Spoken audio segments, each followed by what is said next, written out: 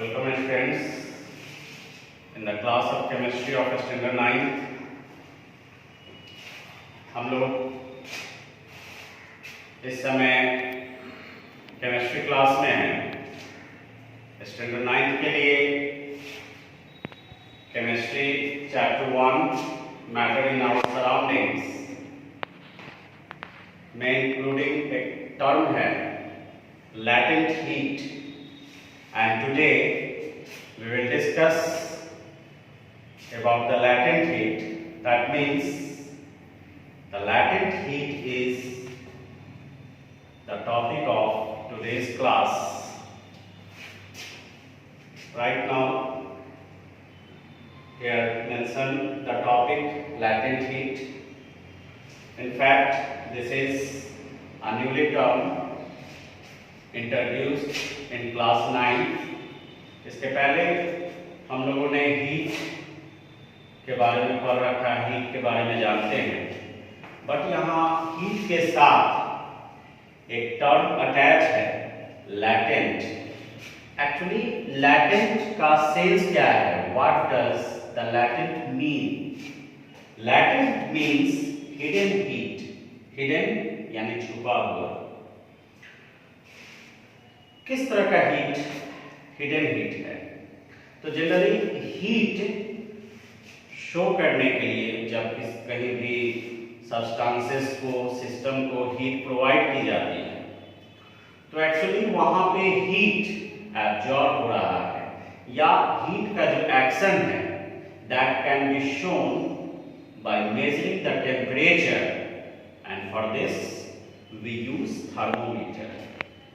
इन case कभी system में thermometer का यूज किया जा रहा है and the heat is continuously supplied to the system, but the temperature does not change on the thermometer, this shows that the supplied heat is hidden.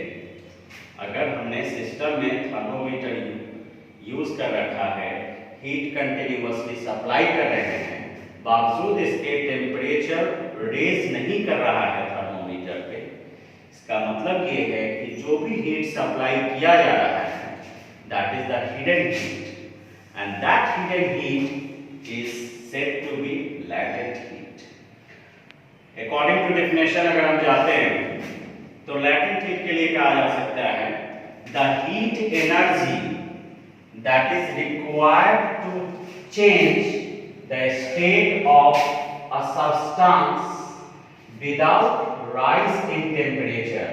यहाँ पे जो ये टर्म है without rise in temperature, that is the condition which shows the supplied heat is the hidden heat, because heat is the form of energy and we can't see heat with the naked eye. कोई भी form of energy को हम लोग directly देख नहीं सकते हैं, उसके इफेक्ट को किसी डिवाइस, किसी apparatus, किसी इंस्ट्रूमेंट के थ्रू उनको ऑब्जर्व किया जाता है कि एक्चुअली वो एनर्जी वहाँ पे अवेलेबल है, उन्हें प्रोवाइड किया जा रहा है। तो यहाँ पे जो डेफिनेशन में ये मेंशन किया गया है without rise in temperature, this term indicates that heat energy which is supplied to change the state of substance is the hidden heat, is the latent heat। यानी वो heat energy जो किसी substance के state को change करने के लिए लाते हैं is called latent heat। In fact, heat के एक्शन के पॉइंट ऑफ व्यू से जो state of change of substance और मैटर है, वो हीट सप्लाई के थ्रू दो पॉसिबिलिटीज होती है। Either solid changes into its liquid form और liquid changes into its gaseous form और its vapour form. Heat supply point of view से यही दो कंडीशंस है change of state of matter का, या तो solid substance on heating liquid में चेंज हो रहे हैं, या liquid substance on heating gaseous state में चेंज तो on the basis of these two conditions, latent heat is of two types: latent heat of fusion and latent heat of vaporization. One is related to the change of solid into liquid form, and second one is related to change of liquid into its vapor form. Fusion, fusion means melting. The change of solid into liquid is said to be melting, and alternately we use fusion for the melting. Fusion का sense यहाँ पे melting से है. Latent heat of fusion के लिए अगर हम लोग देखें, the heat energy required to convert 1 kg of a solid, यहाँ पे ये amount fix किया गया है. Because the amount of heat needed depends on the quantity of substance also. हम कितना सब्सटेंस ले रहे हैं, कितने क्वांटिटी में ले रहे हैं, उसके रेस्पेक्ट में हीट एनर्जी की जरूरत होती है. अगर सब्सटेंस की क्वांटिटी ज्यादा है, for that we have required much amount of heat energy. That is why to get the latent heat of a particular substance, the amount should be fixed. अगर किसी भी सब्सटेंस का latent heat कैलकुलेट कर रहे हैं, तो उसके quantity को फिक्स करना कंपल्सरी है, नेसेसरी है.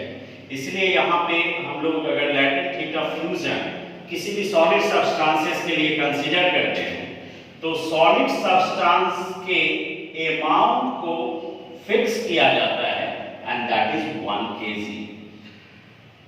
In fact latent heat of fusion में ऐसा कहा जाता है कि अगर किसी सॉलिड के 1 kg को कंप्लीटली लिक्विड में कन्वर्ट करने के लिए जितने अमाउंट ऑफ हीट एनर्जी की जरूरत होती है, that is the latent heat of fusion of that substance.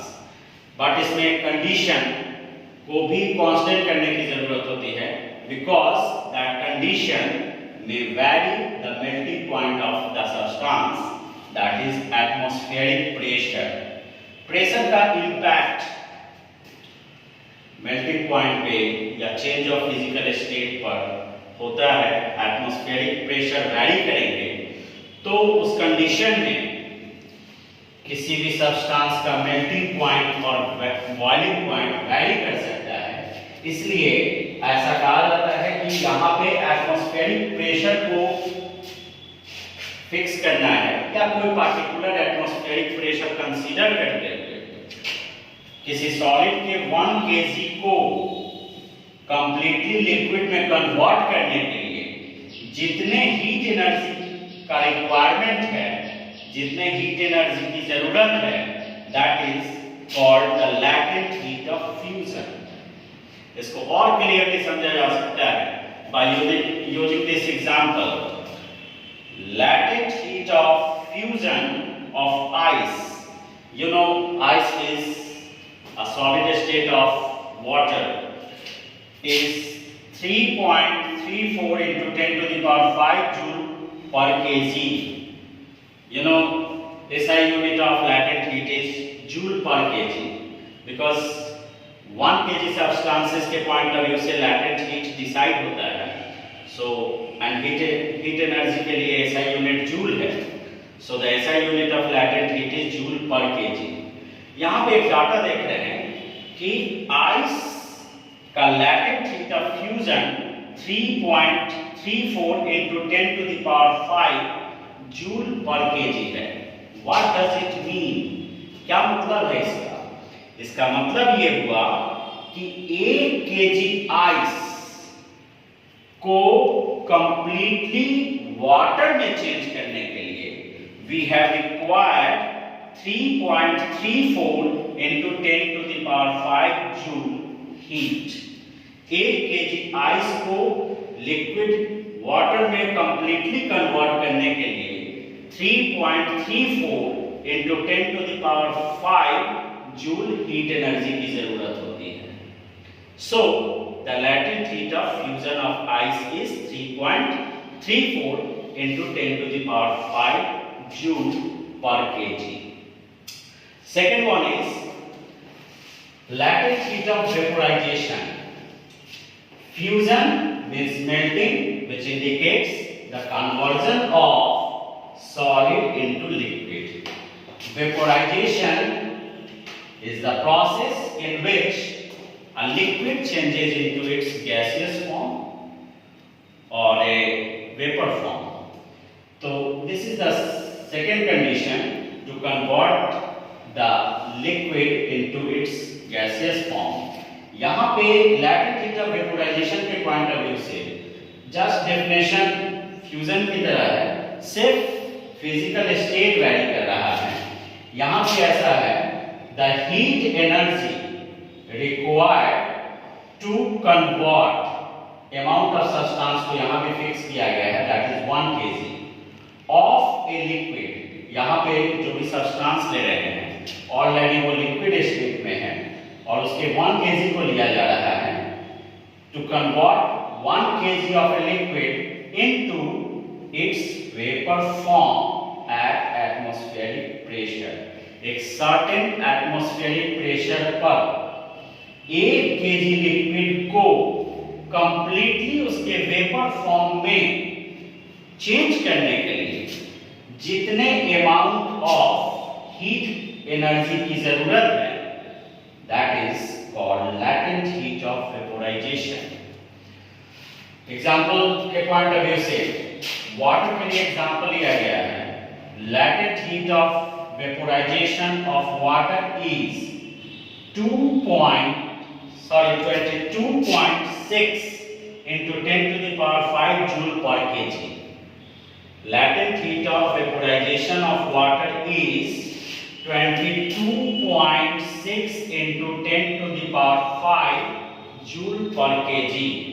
क्या मतलब है इसका? तो water is the liquid state of the substance, और 1 kg वाटर को लिया जाए तो वाटर जब हीट सप्लाई किया जाएगा उस वाटर को, 1 kg वाटर है, उसको कंप्लीटली वेपर फॉर्म में चेंज करने के लिए we have required the heat energy of 22.6 into 10 to the power 5 joule. Means 1 kg water completely vapour form में चेंज हो जाएंगे if the 22.6 into 10 to the power 5 joule of heat energy is supplied. तो यहाँ पे ये heat जब तक 1 kg of water को सप्लाई किया जाएगा तब तक उनका टेम्परेचर रेज नहीं करेगा।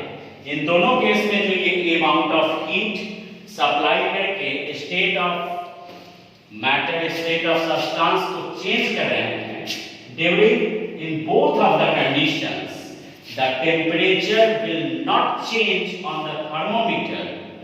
So these data, this value are considered under hidden heat or latent heat. State of substance के point of view से one is the latent heat of fusion and second one is latent heat of vaporization. तो ऐसे करके different substances जो solid and liquid state में हो सकते हैं, उनको जब अदर स्टेट में चेंज करना है तो उनके 1 kg के लिए जितने अमाउंट ऑफ हीट एनर्जी की जरूरत होगी, that is its latent heat.